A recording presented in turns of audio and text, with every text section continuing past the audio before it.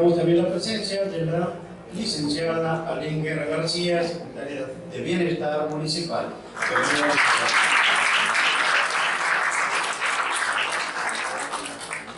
De igual modo, la doctora Citlali García Murillo, directora de la Facultad de Historia de la Universidad Autónoma de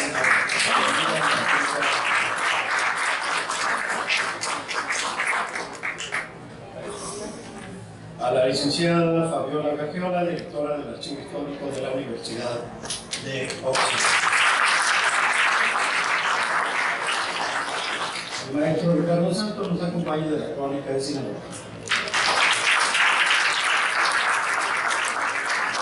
Maestro Jaime Félix, del Conservatorio Gastronómico de Sinaloa.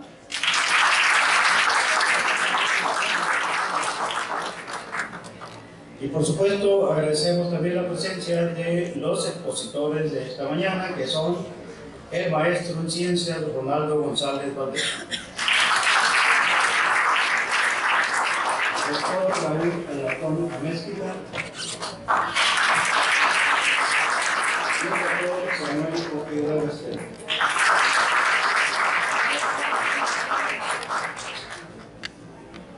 Vamos a escuchar ahora el mensaje de bienvenida a cargo del maestro Alonso Ramírez Reyes, director del Instituto Municipal de Cultura Colega.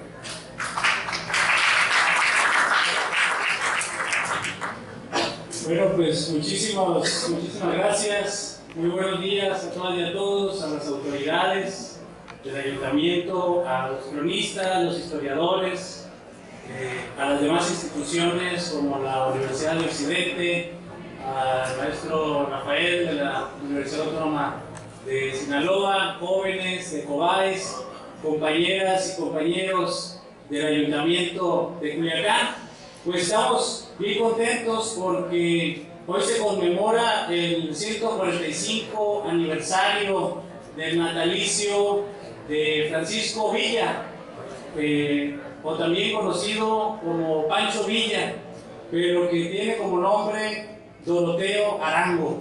Este personaje revolucionario comandó las tropas del norte durante la revolución.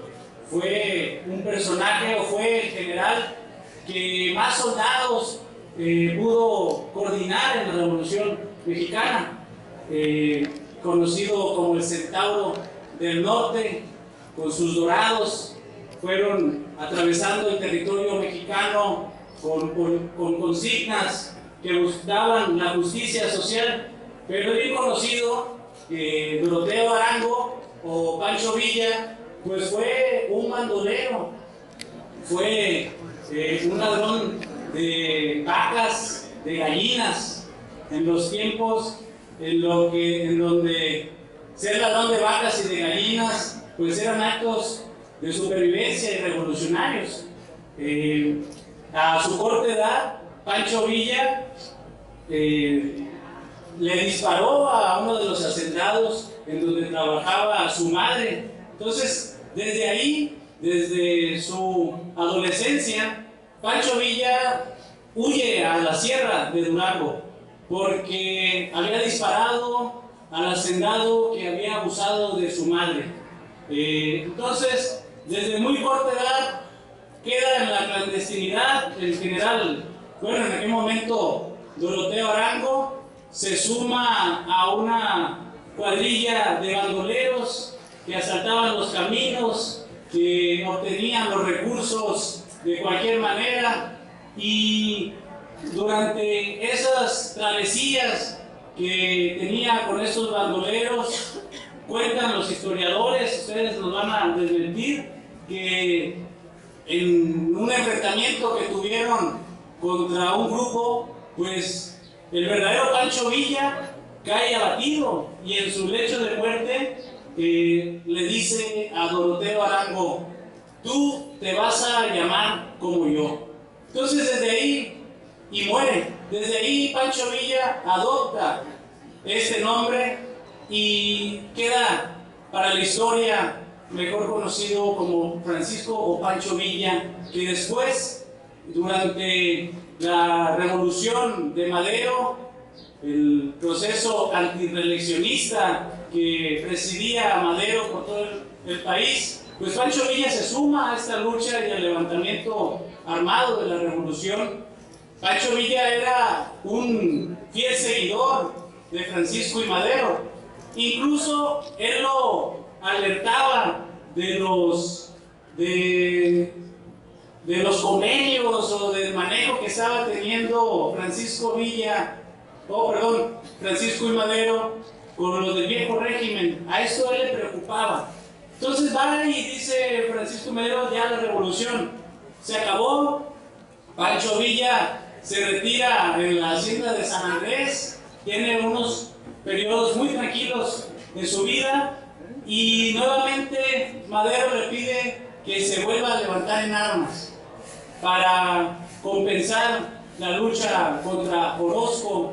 Y fue ahí, después de la muerte, del asesinato de Francisco I. Madero, Pancho Villa se ve muy dolido, incluso cuentan los historiadores que llora la muerte de Francisco I. Madero. Y desde ahí, pues, pasa algo muy interesante que a mí me llama mucho la atención, este proceso de la historia, que fue la operación punitiva.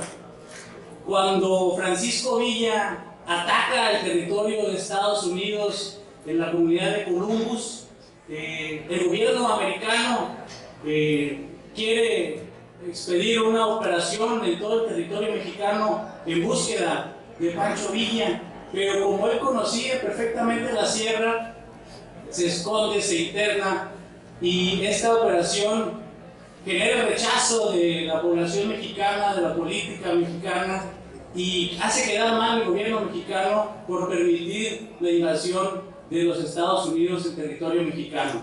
Entonces dice Pancho Villa, ¿quién les dejó la operación punitiva?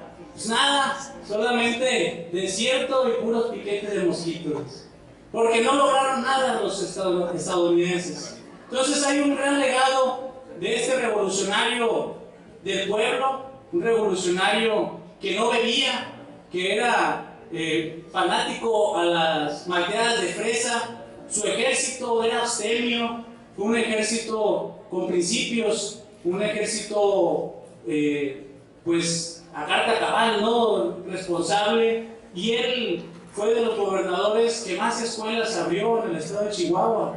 Fue un gobernante con un gran sentido de la justicia social. Por eso es bien importante que los jóvenes de Cobáis, que los jóvenes de Culiacán conozcan la historia de este personaje, porque hay muchas cosas bien interesantes. Por ejemplo, la revolución, Pancho Villa tenía un contrato con Hollywood para que se filmara la revolución. Fue la primera revolución que se llevó al cine. Entonces, este era Pancho Villa, ¿no? Un personaje muy completo, un líder, un personaje del pueblo. Y justamente este año el presidente Andrés Manuel López Obrador pues ha decretado como el año 2023 como el año de Francisco Villa, el revolucionario del pueblo. Entonces, a mí me da mucho gusto que nos acompañen, que pueda servir de mucho esta plática, este conversatorio que vamos a tener a manos de expertos, de personas apasionadas con la historia, y que pues pueda ser esta plática muy constructiva para generar comunidad y pues para también entender los procesos por los que ha pasado nuestro país. Bueno, pues muchísimas gracias a nombre del Ayuntamiento de Culiacán, del arquitecto Juan Dios Gámez Mendívil, y pues le damos la bienvenida y que tengan todos un excelente día. Muchas gracias. Muchas gracias a nuestro director general.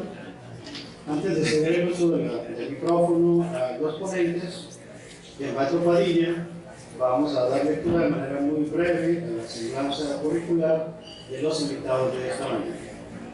Maestro Ronaldo González Valdés es sociólogo, ensayista, fue director de la revista Tinta Fresca y también de la revista La Revista en Sinaloa, aquí en nuestro país. Fue presidente también del consejo editorial de la revista digital Aldea 21 Es colaborador de la revista Nexos y de diversas publicaciones nacionales y regionales, profesor e investigador de la Facultad de Historia y de la Facultad de Filosofía de la Universidad Autónoma de Sinaloa. Fue también profesor de la Facultad de Humanidades de la Universidad de Guadalajara, director de Cultura del Gobierno del Estado de Sinaloa y coordinador de la región noroeste del Centro de Investigaciones para el Desarrollo Cultural y la Educación Artística del Instituto Nacional de Bellas Artes.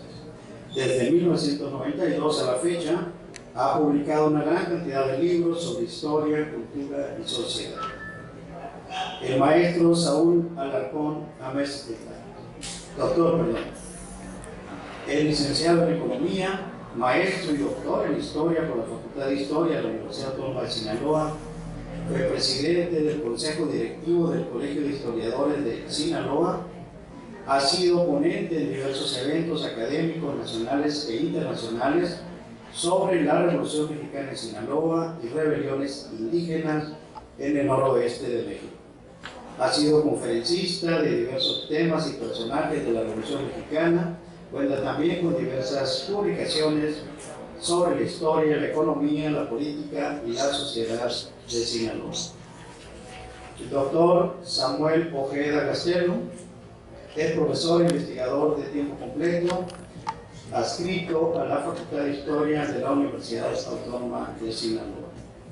Es licenciado en Historia por la Facultad de Historia de la Universidad Autónoma de Sinaloa, con maestría en Historia Regional por la Facultad de Ciencias Políticas y Sociales de la Universidad de Colima, y cuenta también con un doctorado en Ciencias Sociales por el Centro Universitario de Ciencias Sociales y Humanidades de la Universidad de Guadalajara. Cuenta con otros estudios también en las áreas de la pedagogía y también del idioma inglés, así como una amplia experiencia en la actividad docente en los medios superior y de posgrado. Su experiencia académica ha destacado con diversas participaciones en congresos, coloquios, seminarios, encuentros, tanto regionales, nacionales como internacionales. Ha sido profesor visitante en la Universidad Juárez del Estado de Durango, Universidad de Guadalajara y el Colegio de Jalisco.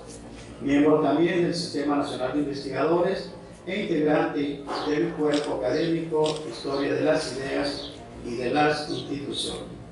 Sus líneas de investigación, sus temas son la Revolución Mexicana, así como la cultura y la mentalidad religiosa en los siglos XVIII y XIX. Bienvenidos, vamos a ceder el uso del micrófono al maestro Francisco Padilla.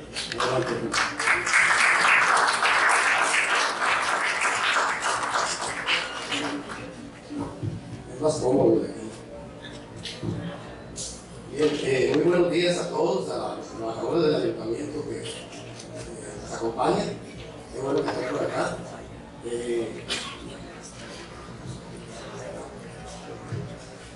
Los alumnos de Cobades que seguido los invitamos también para que puedan conocer estos temas tan importantes en la historia, a la misma gente de la Facultad de Historia que nos agregó, y a todas las instituciones que han hecho posible, a la directora del archivo que la veo por allá atrás también. De aquí para adelante vamos a invitarla también a que convoque este tipo de eventos. Y agradecerles sobre todo a los compañeros que cuando les hice la invitación para que tocaran este tema tan controvertido como es este personaje, Francisco Villa, pues accedieron, ¿no? Realmente tienen un currículum impresionante. Creo que vamos a tener una buena charla con ellos. Afortunadamente les vamos a 20 minutos nada más porque no nos cansan. Porque hay que ver son unos villeros, ¿no? Y nos damos bueno con el micrófono. Pues quiero agradecerles también aquí a Alonso, del Instituto Municipal de Cultura, que siempre ha tenido la mayor disponibilidad de apoyar este tipo de eventos. Y creo que ya estamos ganando porque desde que nos metimos a ver todo este tipo de temas, pues Alonso lo hemos estado forzando que investiguen. Siempre que vamos a presentar un evento, se ve que no voy a y aprovechando de invitaciones, nos vamos a invitar para el día viernes, aquí mismo, a la vida de la Razón de la Mañana. Se conmemora un aniversario también de Salvador Alvarado. ¿Sí? Y también van a participar otros compañeros también de la Facultad de Historia. y viene el cronista de Mochi, que Salvador Alvarado, también a platicar sobre este personaje. Entonces a las 10 de la mañana, a las 11 de la mañana aquí en el día, vamos a estar hablando también de Salvador Alvarado, y es un personaje local, ¿no? Pues muchas gracias. Nada más voy a leerles un pequeño texto de un historiador y antropólogo que tiene 2 tomos sobre Francisco Villa. Se lo recomiendo porque son 2 tomos excelentes, ¿no? Es Frere Scott, es alemán. Dice, es un párrafo que viene en la contraportada desde los 2 tomos. Desde su entrada en escena en la Revolución, la figura de Pancho Villa, una de las más populares en la historia de nuestro país, ha crecido en la opinión pública, rodeada por el mito y la leyenda. Villa ha sido un Robin Hood, un forajido, el único hombre que atacó territorio continental de los Estados Unidos y que es objeto de innumerables corridos. Como podrán ver, este párrafo o este pequeño texto pinta realmente las diferentes facetas que tiene este personaje, ¿no? Creo que es uno de los personajes más controvertidos, pero también uno de los personajes más populares y más interesantes de la historia de México. Los dejo con los compañeros ya para no perder más tiempo. Adelante, Samuel.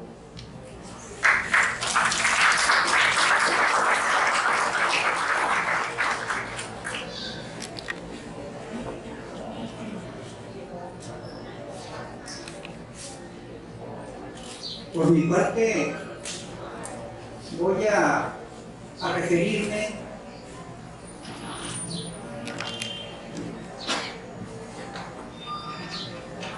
a la política revolucionaria del general Francisco Villa. El proyecto de nación del general Villa inició a mostrarse el 8 de diciembre de 1913 al asumir el cargo de gobernador de Chihuahua, nombramiento que le fue otorgado por los generales de la División del Norte. Villa inmediatamente regularizó la administración pública y los servicios ferroviarios y telegráficos. Su primera política social importante fue reducir drásticamente el precio de la carne para que estuviera al alcance de la población humilde. Cuando no priva el cálculo egoísta, la ley de la oferta y la demanda no impera. Villa trastocó las leyes del mercado.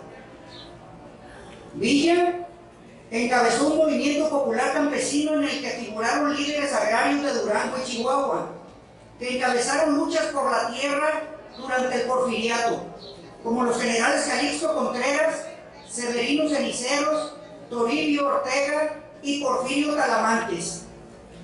El villismo tuvo en su origen 2 demandas centrales: la tierra y la democracia. Veamos primero el tema agrario. El primer reparto agrario de la Revolución Constitucionalista lo realizaron en mayo de 1913 en Canatlán, Durango, los generales Domingo y Mariano Arrieta, Orestes Pereira, Tomás Urbina y Calixto Contreras. Ya antes, en 1912, el zapatismo había iniciado su reparto de tierra. El reparto que hizo de la tierra el general constitucionalista Lucio Blanco fue posteriormente en agosto de 1913. El 1 de julio de 1913 fue electo gobernador provisional de Durango el ingeniero Pastor Roweitz, quien en octubre de 1913 expidió la primera ley agraria del constitucionalismo, que permitía la legitimación de las restituciones y expropiaciones de facto realizadas desde 1911 por los campesinos. El 20 de noviembre de 1913, el gobernador Roweitz, aplicando su ley agraria, fundó el pueblo de Villa Madero, formado por un grupo de peones de las haciendas vecinas de Tapona y San Gabriel, que fueron dotados de 400 hectáreas que se le expropiaron a esas haciendas.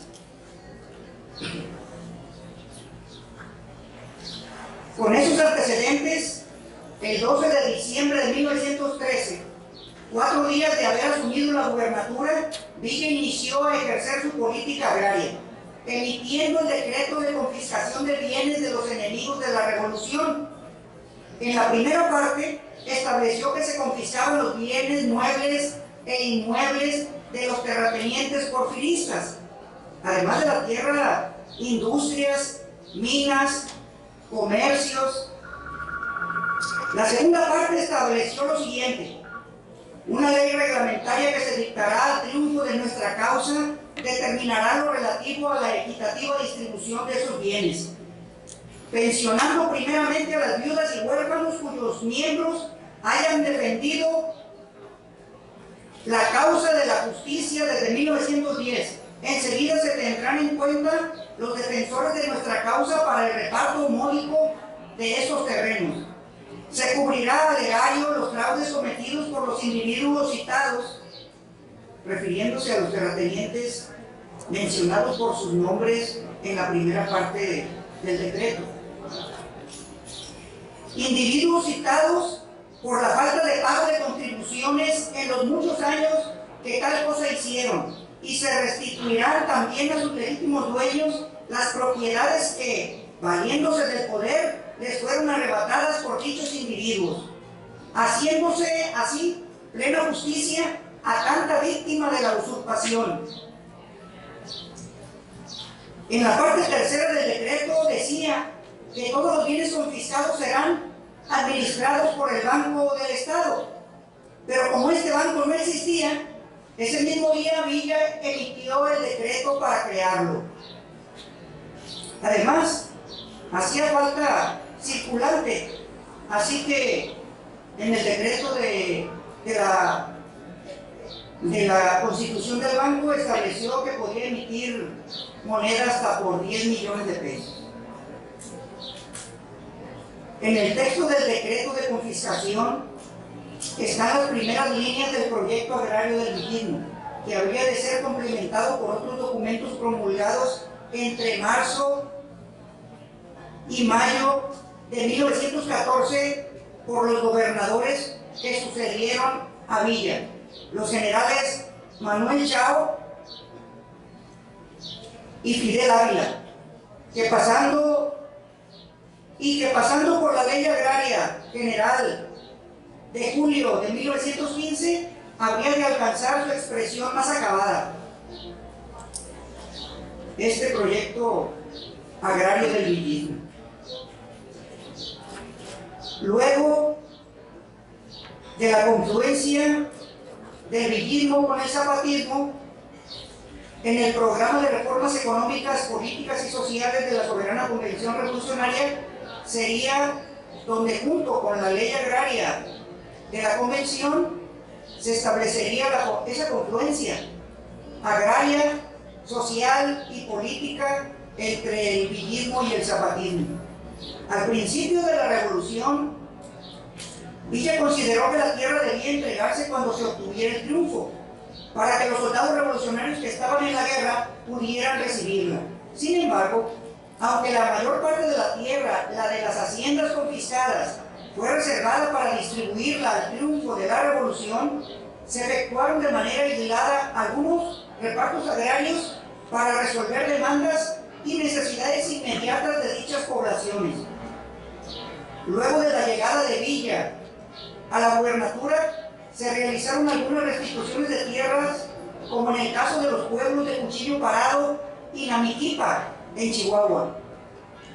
En noviembre de 1914, el general Villa dio órdenes al coronel Gabino Durán para que se trasladara a los distritos de Rayón, Arteaga y Andrés del Río, en el sur de Chihuahua, para que proceda desde luego a repartir tierras, poniéndolas en manos de gentes pobres para que las cultiven y saquen de ellas los elementos necesarios para su subsistencia. La acción más importante del villismo para preparar su reforma agraria fue la constitución de la Comisión Agraria del Estado de Chihuahua, como modelo a implementar en los demás estados bajo la autoridad villista. La Comisión Agraria de Chihuahua presidida por el ingeniero sinaloense Manuel Bonilla, elaboró proyectos de ley sobre varios temas: expropiación por causa de utilidad pública, deuda agraria, aparcería rural,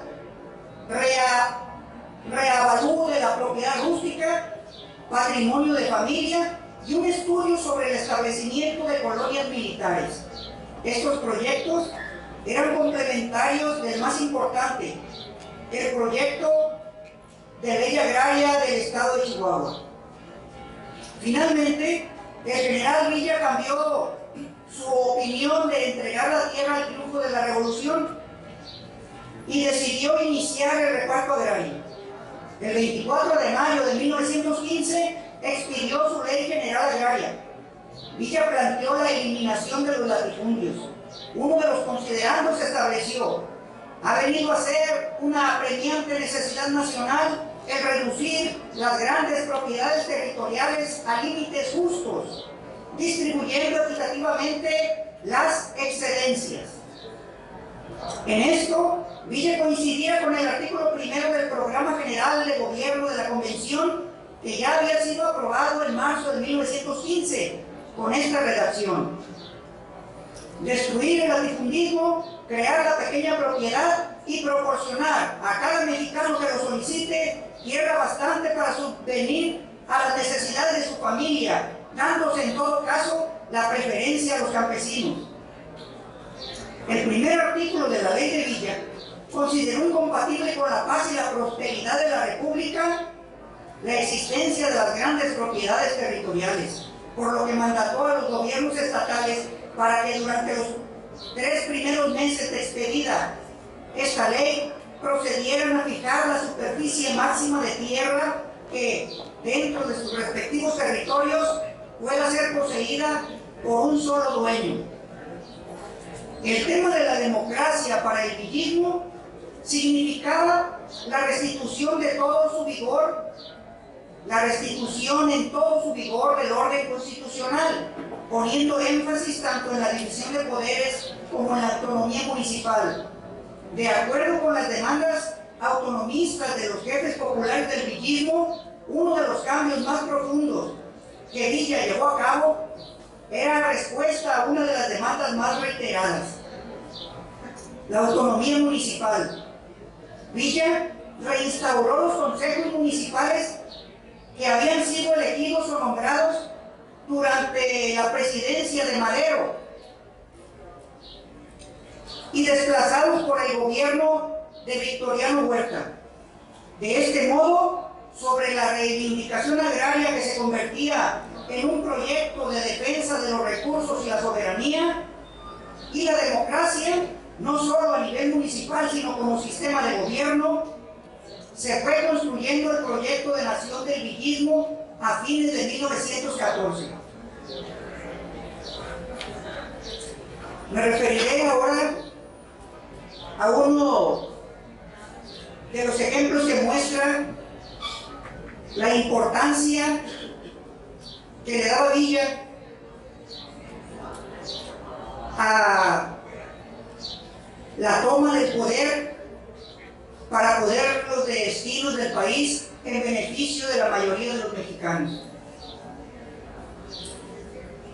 Me refiero al gobierno convencionista provisional del norte. Cuando el 28 de enero de 1915 el ejército de operaciones comandado por el general Álvaro Obregón ocupó la Ciudad de México, la convención y su gobierno se trasladó a Cuernavaca, quedando interrumpidas las comunicaciones entre el norte villista y el sur zapatista. Entonces, la visión del Estado Nacional del villismo requirió la construcción de un organismo gubernamental superior que coordinara el gobierno general de los estados del norte con gobernadores convencionistas. El 2 de febrero de 1915, en Aguascalientes, el general Villa expidió un decreto con el que estableció en Chihuahua al gobierno convencionista provisional del norte, justificándolo de la siguiente manera: por virtud de haberse quedado cortadas las comunicaciones entre el gobierno emanado de la soberana Convención Revolucionaria y la zona en que opera el ejército de mi mando, considerando que no pueden suspenderse los servicios públicos nacionales y que según las prácticas de la guerra en todas las naciones, el jefe de operaciones militares asume la autoridad política cuando está aislado del gobierno nacional. De esta manera, Villa asumió el mando de la administración pública federal en el territorio dominado por sus fuerzas. Para ello, nombró 3 encargados de departamentos que funcionarían como secretarios de Estado. Doctor Luis de la Garza Cárdenas en Gobernación y Comunicaciones, licenciado Francisco Escudero de Hacienda y Fomento y licenciado Miguel Díaz Lombardo en Relaciones y Justicia.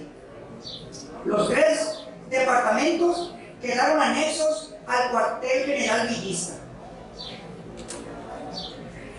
Por último, me referiré a un tema posterior a todo lo que he mencionado de Villa, que se refiere a un ejemplo de las prácticas democráticas del villismo y en el que participaron algunos generales sinaloenses. En los primeros días de agosto de 1915, el presidente de los Estados Unidos convocó a los gobiernos de un grupo de países latinoamericanos: Argentina, Brasil, Chile, Uruguay, Bolivia y Guatemala, a celebrar en Washington una conferencia panamericana para atender el problema de la inestabilidad política de México y procurar la paz. La conferencia acordó invitar a todos los jefes revolucionarios, militares y civiles, a reunirse en una conferencia para poner fin a la guerra civil. Naturalmente, los convencionistas aceptaron el ofrecimiento que los podía salvar del desastre, porque para esos tiempos ya era solo cuestión de tiempo el triunfo definitivo del constitucionalismo. Por su parte, los constitucionalistas naturalmente no aceptaron la invitación. Para la participación del villismo en la conferencia, el general Villa demostró su vocación democrática, muy lejos del autoritarismo de Carranza. Consideró que una decisión tan importante como esta solo podía tomarla una sesión plenaria de la convención, que funcionaba como poder legislativo, como soberana Asamblea Nacional, y estaba integrada por los generales revolucionarios con la representación del pueblo en armas. Pero ante la imposibilidad de reunirla, comisionó al general Roque González Garza para que convocara a todos los generales villistas y organizara la elección de los representantes de su ejército. El 7 de septiembre de 1915, González Garza se dirigió a todos, dándoles, entre otra, la información de quienes estaban dispuestos a participar como candidatos. Debían designar los generales, su representante personal y votar por las 6 personas que representarían al villismo. En la lista que el general González Garza adjuntó aparecían 12 generales y 12 civiles, entre los que se encontraba un sinaloense, el ingeniero Manuel Bonilla.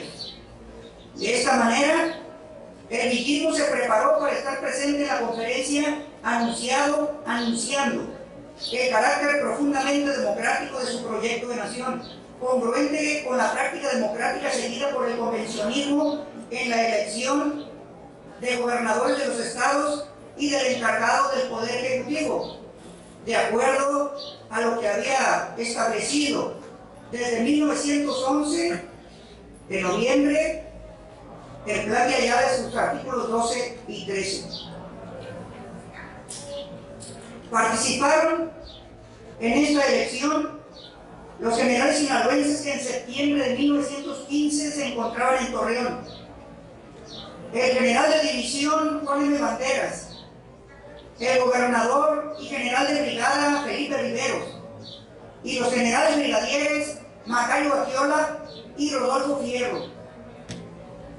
Quien nunca revolucionó en Sinaloa, salvo el momento en que en 1911, por allá como en marzo, le descubren el contrabando de armas que traía para Sinaloa, siendo él el conductor del tren que hacía la ruta desde Nogales hasta donde llegaba el tren, aún no llegaba a Tepic, pero llegaba un poco más allá de Sinaloa, ya entrado en el actual Nayarit.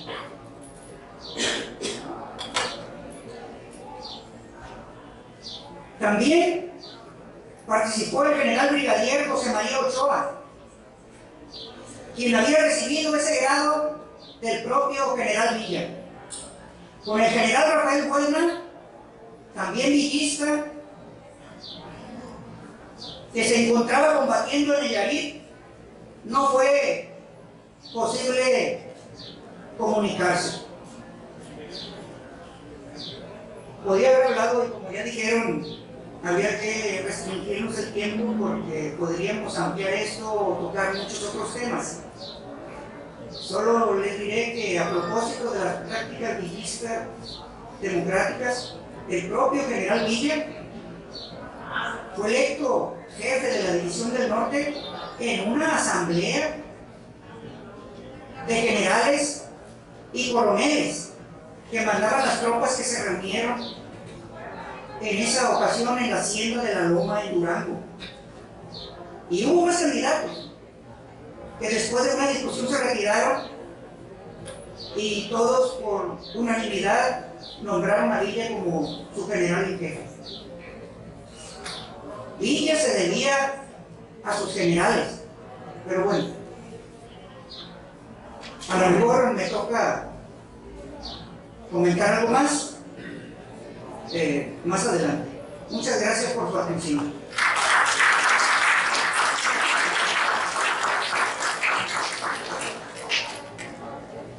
Vamos a escuchar a continuación al maestro Ronaldo González López. Adelante.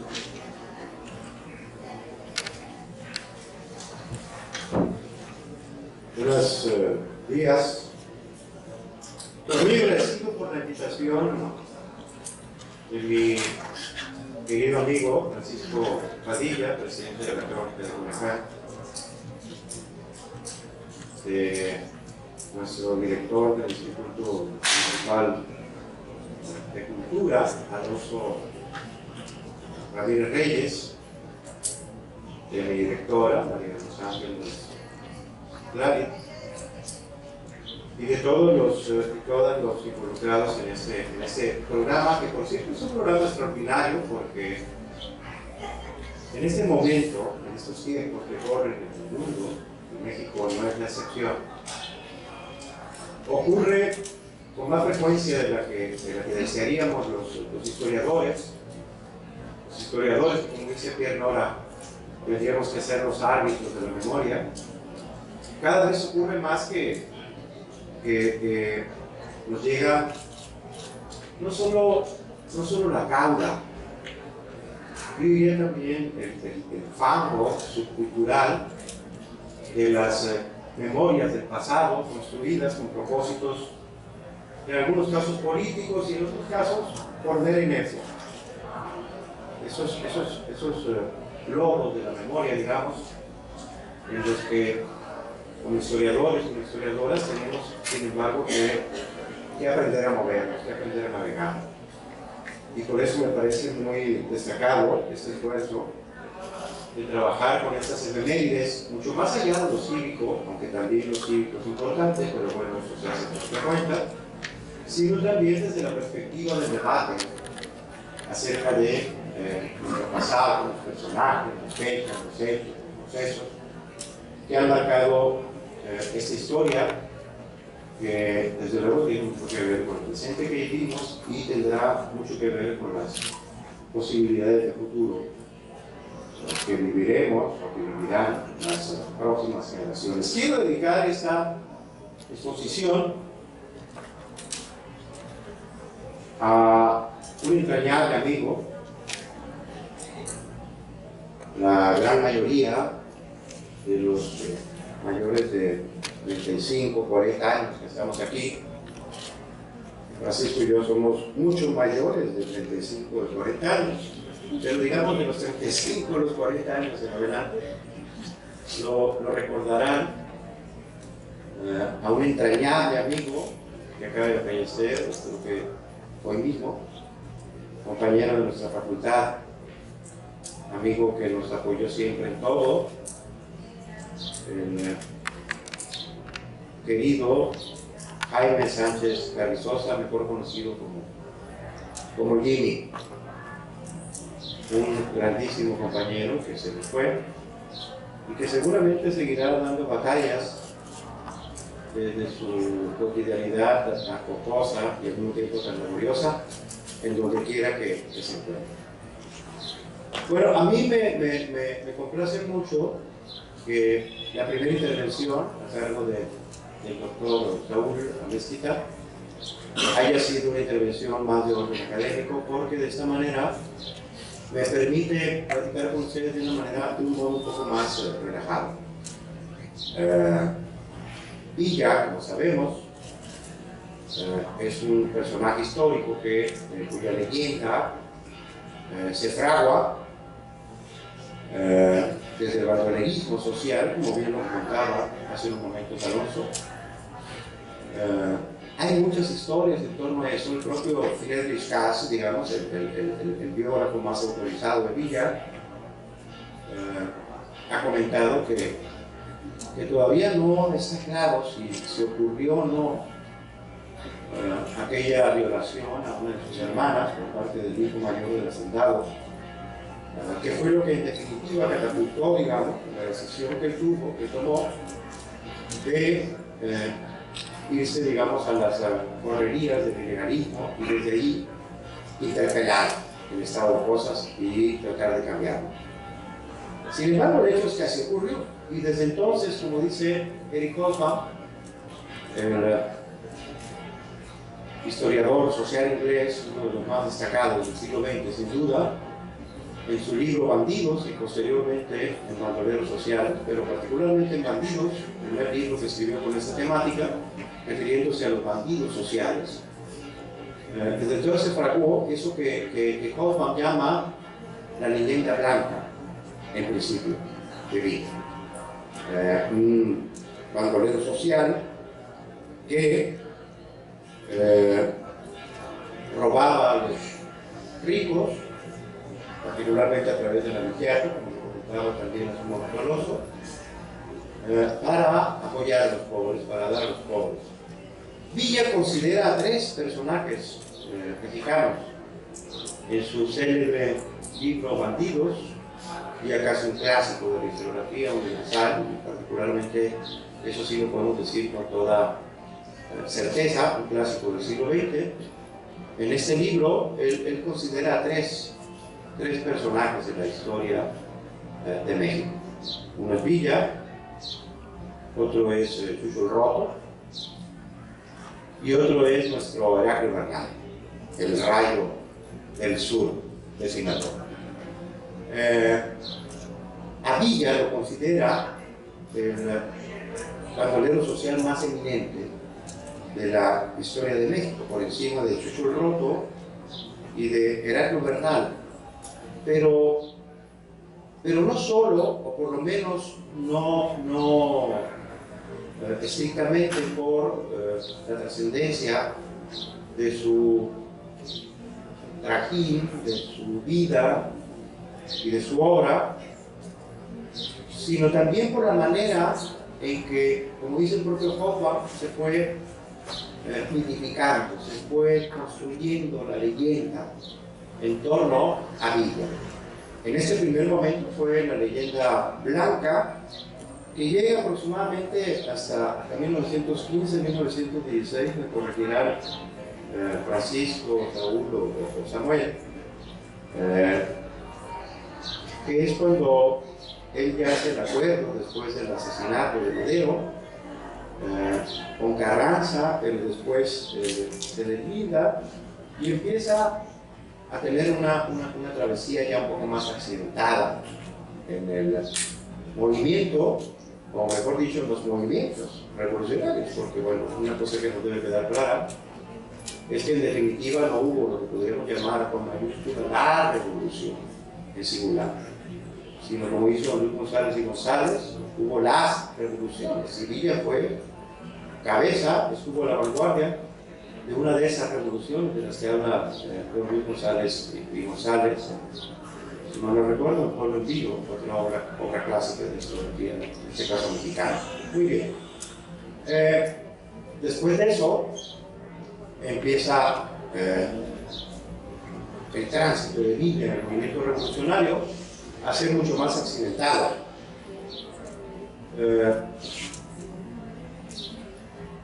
Y después de su paso por la División del Norte, la gloriosa División del Norte, que tantas victorias tuvo, algunos días famosísimas y muy recordadas, inclusive traducidas en la lírica popular, particularmente del corrido. ¿Quién no recuerda el 7 leguas, no? Ya no te acuerdas, valiente, cuando saltaste el Torreón, ¿no? La gran toma del Torreón, ¿no? Y después de su derrota ante las huestes, sobre todo de Álvaro Obregón, la creación de los Dorados, después de la División del Norte, ya el camino de Villa se vuelve mucho más accidentado y entonces podemos hablar de la leyenda negra. Aunque la leyenda negra de Villa, como dice una señora que por ahí escribió un texto que se volvió muy conocido, la leyenda negra, la propia leyenda negra se ha construido desde montada sobre el proceso de la leyenda blanca, de la identificación de Villa. Esta señora Celia Herrera, por ejemplo, dice en un texto de ella, Francisco Villa ante la historia, dice que Friedrich Katz, fíjense nada más, es un sujeto, bueno, fue ella, falleció, con un increíble gusto, un biógrafo enloquecido por la imagen celestial de Villa, dice ella, ¿no? De Martín Guzmán habla todavía un poquito peor, ¿no? Martín Luis Guzmán, que habló de Villa, que acompañó a Villa en un buen trecho de su recorrido de su andadura revolucionaria. De Martín Guzmán dice todavía cosas peores, dice, es un escritor sospechoso de enamoramiento homosexual hacia Villa, ¿no? Y hasta de Villa mismo dice, un sujeto con un increíble gusto por quemar vivas a sus víctimas. Bueno, esto se los comento no porque haya que tomar tan en serio este tipo de afirmaciones que tienen que ver con una apreciación muy personal y que tiene que ver hasta con cuestiones familiares, de afectación que ella sintió por las decisiones de Villa. Pero sí creo que es interesante porque nos habla de las diferentes miradas que se han volcado sobre el sujeto, sobre el personaje, sobre el caudillo, sobre el bandolero, y posteriormente sobre esos hacendados que pactando ya con el primer gobierno, digamos, de la revolución, Álvaro Obregón, ya estaba dedicado a la vida civil y privada, ¿no? Desde luego que Álvaro Obregón pues, nunca estuvo tan confiado que Villa hubiera decidido definitivamente establecerse y ya no meterse en la vida pública, ¿no? Pues eso, a eso de alguna manera obedece su asesinato, siendo ya un hacendado privado. Cuando se habla de bandoleros buenos, como les llama Hobsbawm, Eric Hobsbawm, en ese libro batido del que les hablaba, cuando se afirma que hay bandoleros buenos en la historia, Hobsbawm, vaya que ubica a muchísimos, empezando por el célebre Robin de los Bosques, el Robin Hood, por el siglo XIII, ¿no? Cuando se habla de bandoleros buenos es necesario hablar del proceso de mitificación, dice Hobsbawm, del bandolero, de estos forajidos, que nacen de la entraña popular y que han sufrido vejaciones, han vivido las injusticias que se cometen contra lo que genéricamente podríamos llamar las clases subalternas, así lo llamaba Antonio Gramsci, y Hobsbawm de alguna manera es también recibe también el impulso de la obra de este ser revolucionario, pensador italiano, Antonio Gramsci. Y Villa no es, desde luego, la excepción. En principio, bueno, la situación de Chihuahua, que ya la conocemos, territorio extensísimo, en el que se había instaurado ya el imperio Santiago, el imperio de los Terrazas, el imperio político, económico de los Terrazas Cri. Acuérdense que Terrazas era aquel el gobernador que decía: yo no soy de Chihuahua, Chihuahua es mía, ¿no? Era Cri, perdón, sí. Era Terrazas. Era Terrazas. Terrazas Cri era el imperio. Es lo malo de tener historiadores aquí porque no puede contener ni que tu historia. No, pero además que bueno, muchas gracias, Francisco. Y esta leyenda blanca entonces se fragua en sus correrías y luego en su ascenso como caudillo revolucionario, ya más consolidado en la división del norte, su época más gloriosa y de mayor auge. Saúl comentaba hace un ratito que Villa tuvo su política social, tuvo ideas sociales, pero debemos tener muy claro que las ideas de Villa eran muy distintas, porque luego vemos la fotografía de la convención en la que aparece junto con... Fue una fotografía en la Ciudad de México, ¿no? Pues en la que aparece con Zapata, ¿no? Y pareciera que hubiera la posibilidad de identificarlo sin más, y eso no es cierto, naturalmente. Villa era un hombre en el sentido, digamos, moderno, mientras que Zapata era un hombre que miraba hacia atrás, ¿no? Zapata reivindicaba la comunidad, inclusive los pueblos, de los derechos de indias de la época colonial. Zapata era un anticuarista total, no sé si explícitamente, pero por lo menos implícitamente me parece muy claro que él estaba en desacuerdo con las políticas del liberal radical de Juárez, de expropiar tierras que se explotaban comunalmente para incorporarlas a la producción del mercado, a la producción capitalista, moderna. Y Zapata lo que quería era absolutamente otra cosa. Como dice Katz en otro de sus libros clásicos, ¿cómo se llama ese libro, Arturo?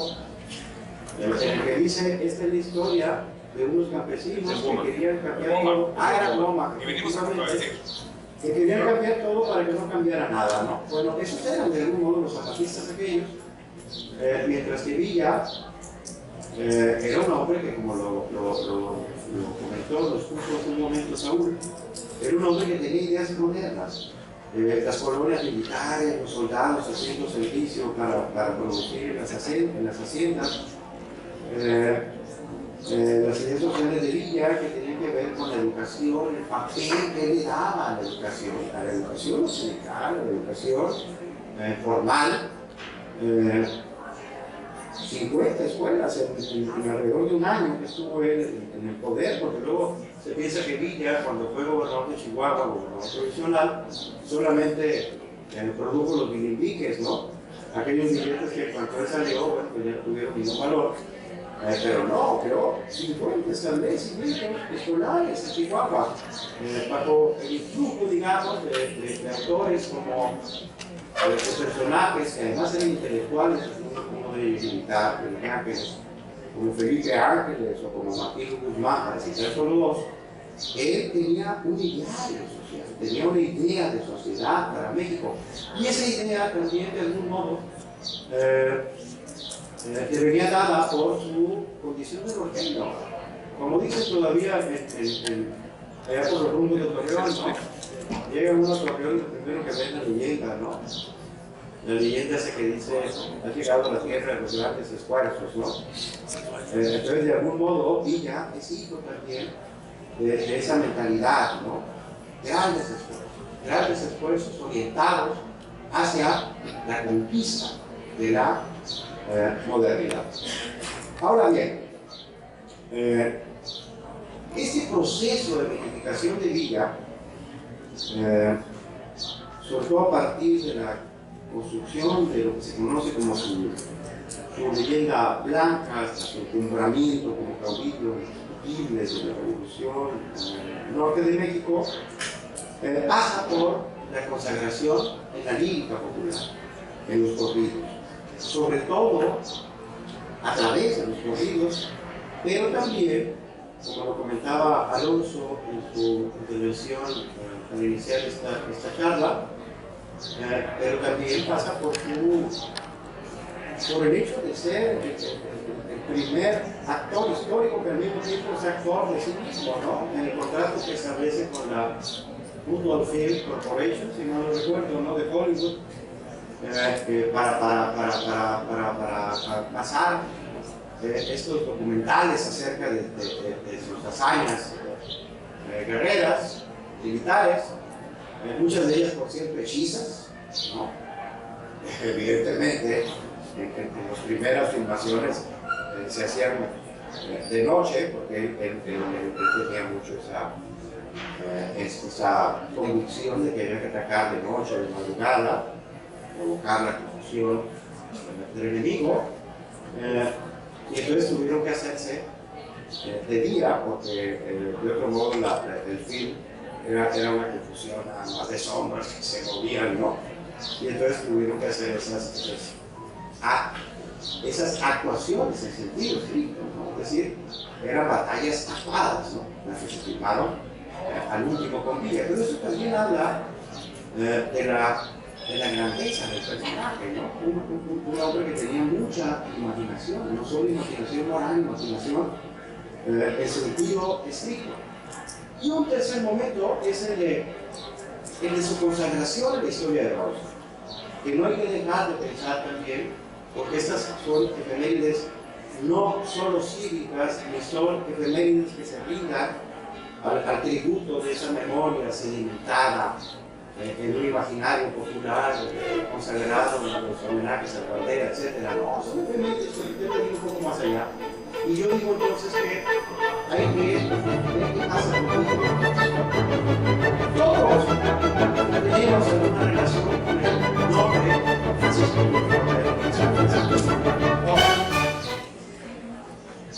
Acá hay gente que frecuenta todavía, yo creo que desde un tiempo,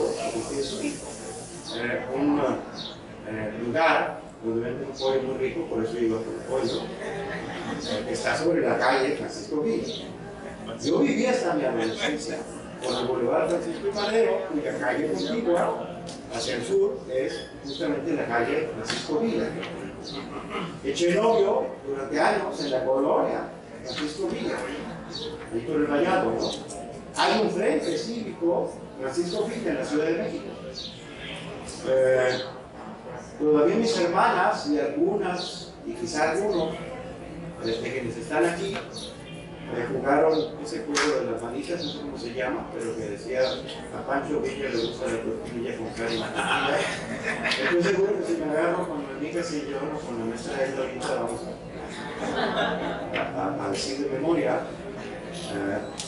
Estas también son maneras en que se sedimenta y se consagra una figura, se identifica, se vuelve leyenda.